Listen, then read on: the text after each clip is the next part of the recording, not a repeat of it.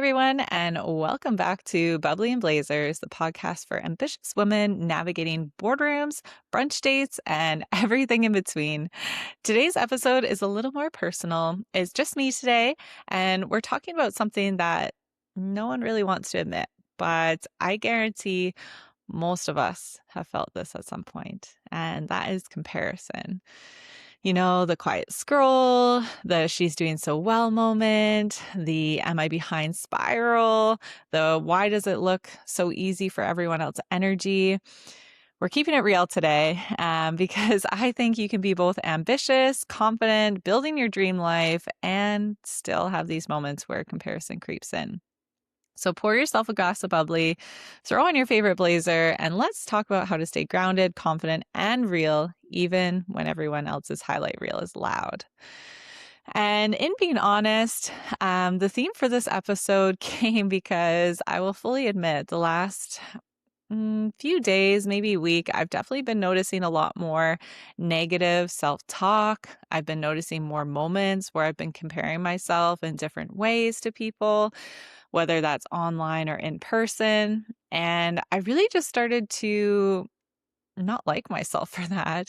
You could go as far as say, have a little bit of resentment or hate towards how I was feeling. And it wasn't until I started to really ask myself why that I, take the time to pause and reflect that I really got to kind of the root issue of all this. And it kind of left me thinking, this isn't the only time it's happened. And it's happened in different areas of my life at different times.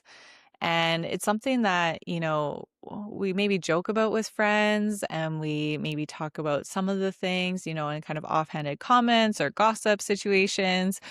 But I don't think anyone truly talks about the depths that that has on us, not only, mentally, but emotionally, physically.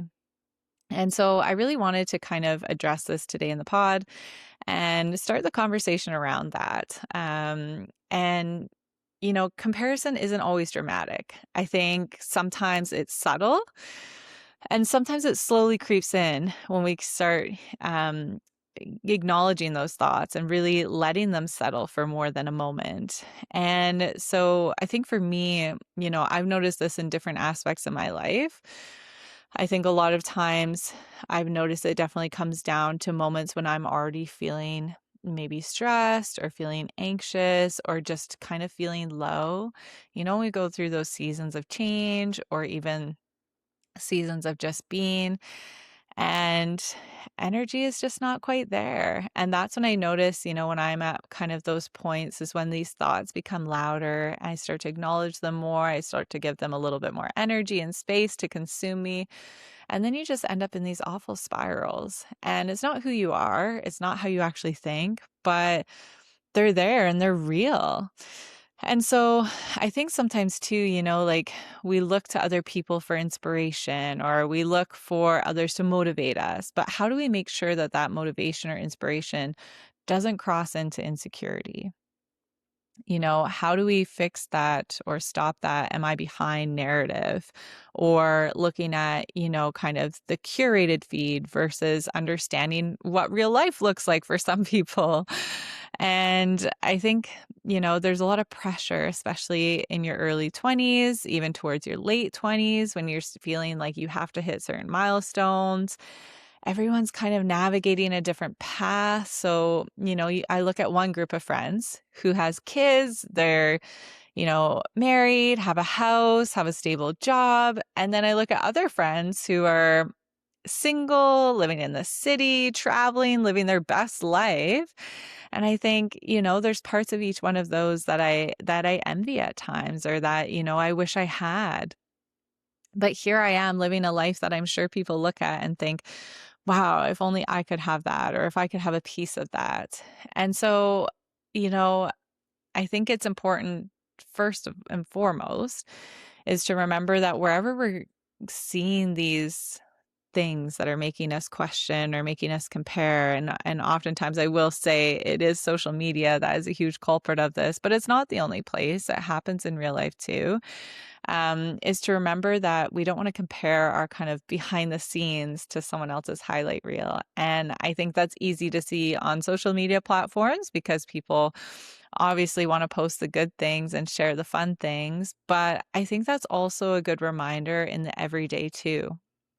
You know, people don't always talk about what they're struggling with. They don't often talk about the hard things that it took to get them there, but they definitely want to be excited and share with you when they, book their first speaking engagement or sign up for a race or, have been hitting the gym extra hard. These are things that we want to talk about because we want to, be excited and celebrate with our friends. And of course we should. We shouldn't stop that. But I think it's important to remind ourselves when we're hearing these, when we're in that kind of negative space ourselves, that this is still the highlights of that person right now. And yes, it's exciting for them. We want to cheer them on, but you don't know what it took for them to get there. You don't know how many mornings they slept in before they started getting, consistent with their 6 a.m. class. You don't know how many maybe social engagements they turned down just so that they could take this promotion at work. And I think, social media, maybe it's a little bit easier for us to tell ourselves that, but it's harder sometimes, or we don't often think that when we're talking with a person in real life too, that's the case as well, Just because someone's all of a sudden making 6 figures or above doesn't mean that it wasn't hard for them to get there. And so I think we want to need to remember first and foremost is to be able to recognize when we're having these feelings, to take that step back, to remind ourselves the realities of these situations, and then to really take that time to reflect inwards, How are you feeling right now? What's the story you're telling yourself about this situation? Why do you feel this way? And when you start to actually pause and take that in, I think you'll notice the shift in energy. Oftentimes, what we're jealous of other people, or what I've found for myself anyway, is that it's the pieces of me that I'm feeling insecure about, or it's the pieces of me that I'm trying to improve on that maybe I don't feel like I'm quite there yet. And I look at someone else and I think, wow, they've got it. I want that. Instead of it being motivating, instead of it's being incentivizing, if I'm already in that negative mindset, it's easy for my mind to just slip into that place of, oh, like, I wish I was them. I wish I had that. Oh, it's so easy for them. And again, growth isn't a race, and everyone is on their own path to get to where they're going. And everyone's lives shape in so many fun, neat, different ways and intersect at various points that I think it's so sad to see us get consumed in these thoughts, because the more we're consumed in these thoughts, the more it stops us from following our path, I think recently for me, I was had just been away for a little bit of time for some fun work engagements that I had worked really hard to get. I was, seeing lots of friends and having fun. And all of a sudden, I got really hard on myself for not having stuck to my gym routine. And it was kind of sad because I thought, here I have had these incredible experiences. I've been living such an exciting life, and I'm feeling down on myself, all because I haven't gone to the gym. I haven't increased my shoulder press or been able to do 5 more push-ups than I originally set out for. Okay, yeah, health is important to me, and those routines are important to me. But what's also important to me is growing my career, is you know, developing different relationships. It's maintaining friendships. It's exploring new places. And so, why am I letting this thought of not going to the gym for 2 weeks impede those other amazing things? And, I say I haven't gone to the gym, but I've gone on hikes. I've been active in different ways. I've been, doing yoga and stretching. And there's other things to health and wellness than just, lifting weights at the gym. But for whatever reason, my mind just got really stuck on this. And then, of course, everything that I started to see on my feed, I noticed, I shouldn't say it was the only thing I was seeing, but the things that I was really paying attention to were those people that were going to the gym, were those people that were signing up for races. There was those people that were posting their workouts. And normally I wouldn't even think twice about it. Again, I'd probably give someone a kudos or say congratulations or be excited for them. And so it was this kind of slip in mindset that I thought, this happens to so many people, and we're all imperfect. But how can we make sure that we're not letting this really consume us? What can we do to notice those triggers, and how can we make sure that it helps move us forward? And I want to share another story that I think is relevant to this topic, which actually kind of helped me move forward. And it was a few years ago now. I was in a position that I think many people would have, again, like looked from the outside. Everything seemed perfect. Had a decent job, had amazing friends, was living in a great place, but I was so unhappy. And again, some of these moments, I had these little slips of comparing myself to other people. I didn't feel like I was in a spot that, looking at others, I definitely envied where they were. I started creating this narrative of feeling sorry for myself, and it just became a lot of really loud negative self-talk. And I finally reached a point where I was sitting on the beach with my coffee one morning, journaling, and I was just absolutely bawling because all I could think about were negative things. There was nothing I loved about my body. There was nothing I loved about my job anymore. There was nothing I loved about where I was. And I thought, why am I feeling such negative ways towards people I don't even know on the internet, looking at the lives they're living? And I thought, I need to stop this. I need to do something. I need to make a change because there's no reason I should be feeling this way. And so I did. I dove into those feelings deeper and deeper. I tried to figure out exactly what I was comparing and why I was comparing them. I was trying to figure out what that said about me in that moment and what was it? What were the pieces that I was envious of, and how did those align with what I wanted in life? And when I started to really dive into it and understand, I noticed that there's huge gaps in where I was and where I wanted to be. And so I started making changes. I, kind of did some goal setting because I find that helps me kind of think ahead to then be able to make the small changes to get there. And so I laid out kind of some big goals that I wanted to hit, and I started to realize more and more, it became more clear without comparing to other people, but instead looking at where I wanted to go, that if I kept going where I was never going to get there.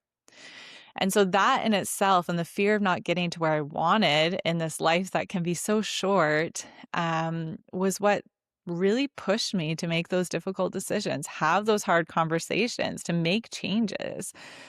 Was it easy? Absolutely not. Did the self-talk lessen? Yeah, over time, not right away. And then finally, I got to a point where I had made all these changes and I was in the spot I wanted to be. And I truly started to feel happy.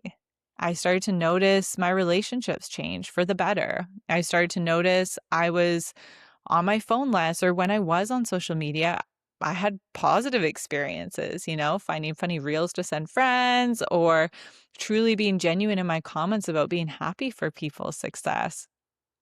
And I feel sad saying that out loud because, again, I think, we make offhanded comments here and there to our friends and we can joke about it and laugh about it. But I think there is like some heavy truth to some of those words too. And that's the piece where I know I'm personally working on to get better. Like I said, just this past week, I had some of those thoughts and I had to stop myself and think like, what are you doing? You know?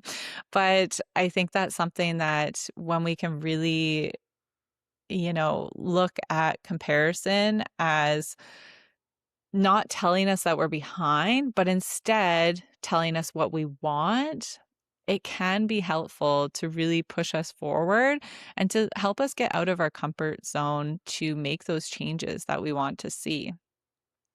So, again, if we kind of round this into some practical tools to, keep us grounded when we're getting into these moments, I think the biggest thing is to first, audit your inputs in business terms, shall we say. Who are you consuming daily? What kind of content are you seeing? Are they inspiring you or are they triggering you?